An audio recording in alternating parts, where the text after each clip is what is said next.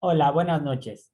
Pues siguiendo con los temas ambientales, es preponderante abordar lo acordado y platicado en la conferencia sobre cambio climático que tuvo lugar en Glasgow, Escocia, durante la presente semana. Se tomaron diferentes estrategias, se crearon foros nuevos y un acuerdo que no deja satisfechos a los principales organismos que luchan a favor del medio ambiente. Pero ¿cuál es el meollo real del asunto?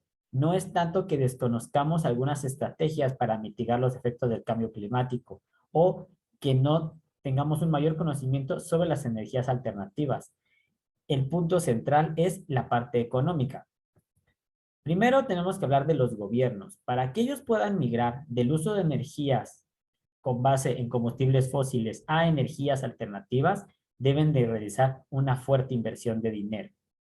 No solo ellas, sino que había un acuerdo previo establecido en el Acuerdo de París que obligaba a las naciones más poderosas económicamente a ayudar a los países pobres, ya que estos países, por las mismas condiciones sociales y económicas que tienen, son quienes sufren de mayor manera los efectos del cambio climático y no son ellos directamente quienes aportaron a que esta situación se presentara, ya que al no tener un alto consumo de recursos dada su situación, pues no fueron ellos quienes más sumaron en la producción de carbono y la destrucción del medio ambiente, que es lo que nos tiene al borde de un caos climático.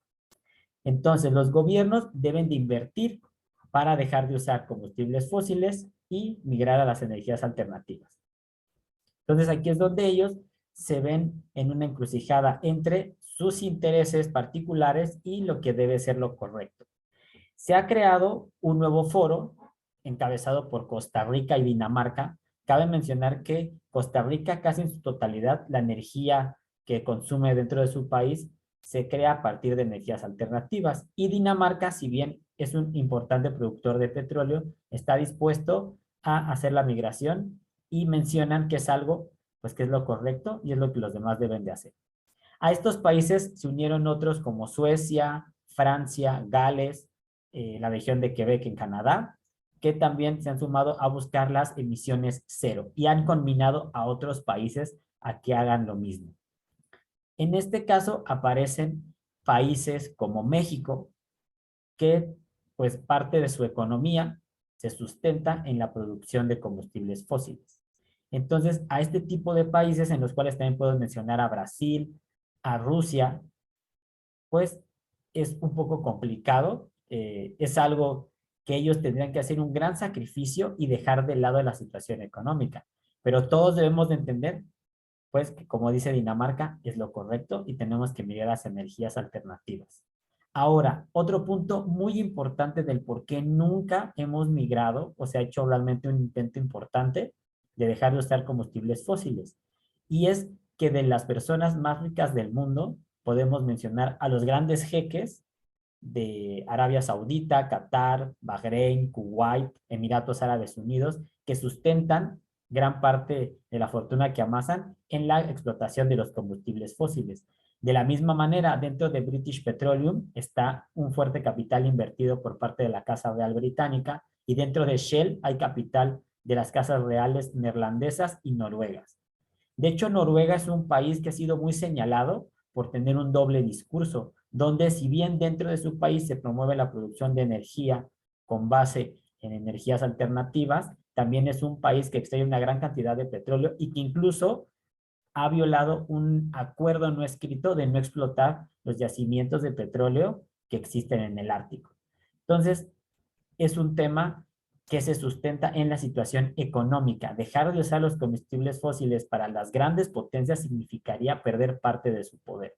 Y en el caso de otros países, como México, pues tiene que ver con que uno, sí tenemos grandes yacimientos de petróleo que pueden significar fortalecer la economía de nuestro país. Y dos, por las políticas que se han tenido durante décadas, no tenemos nosotros la manera de producir nuestra propia energía con base en estas energías alternativas. Así que hemos tenido que recurrir a empresas extranjeras que son quienes vienen, nos generan toda la infraestructura y nos terminan vendiendo la energía, lo cual hace que ésta se encarezca.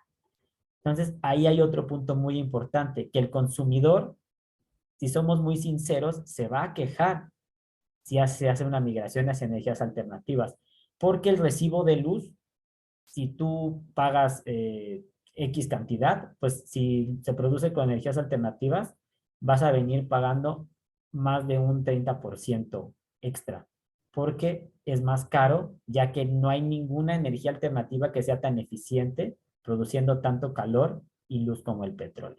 Así que eso también es una situación que los gobiernos tienen muy en cuenta y que por ello pues han ido retrasando ciertos acuerdos y que incluso en este foro final de la conferencia sobre cambio climático, pues se ve una cuestión muy laxa en ya no comprometerse a las emisiones cero, sino en ya no seguir invirtiendo en nuevos petróleos, en ya no tener esta progresiva extracción de carbón, pero donde no se ve una solución clara. Que Rusia, Estados Unidos y China, que son de los países que más contaminan y más combustibles fósiles ocupan, nunca se han comprometido en verdad por llegar a las emisiones cero. Y eso es un golpe muy fuerte, ya que son países que además, por su importancia económica, arrastran a los países de su región a seguir utilizando este tipo de energías. Entonces, si nos damos cuenta, no es que conozcamos o no es más bien, no es que desconozcamos cuáles son las energías alternativas, no es que no sepamos cuáles son los procesos por los cuales las vamos a poder almacenar y llevar a las ciudades, no es que los científicos no nos den alternativas, sino que radica en el dinero. La gente que tiene el dinero, que tiene el poder y no lo va a soltar, y los gobiernos que entienden que para migrar estas energías van a tener que hacer un fuerte gasto, lo cual los va a meter en un problema al momento de repartir su gasto y tener entonces que quitar pues ciertas cuestiones que les generan mucha ganancia y mucha comodidad. Ese es el meollo de por qué no tenemos un acuerdo eh, central, un acuerdo que realmente nos permita pensar en disminuir los impactos del cambio climático. Entonces, pues seguiremos observando, seguiremos hablando de otros fenómenos alrededor, pero sí es una cuestión vital y también como consumidores tenemos que entender que tenemos un papel muy importante para presionar a las empresas y a los gobiernos para que dejen de estar haciendo prácticas que sigan llenando la atmósfera de gases contaminantes que atrapan el calor proveniente del sol y entonces, pues con ello se aumenta el cambio climático. Nosotros con nuestro consumo es como podemos controlar a las empresas y indicarle al gobierno la manera como tiene que proceder.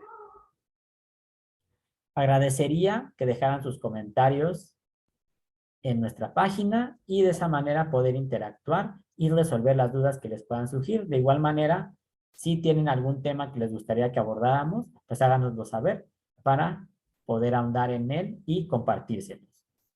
Espero que les haya gustado el contenido, que tengan un muy buen día.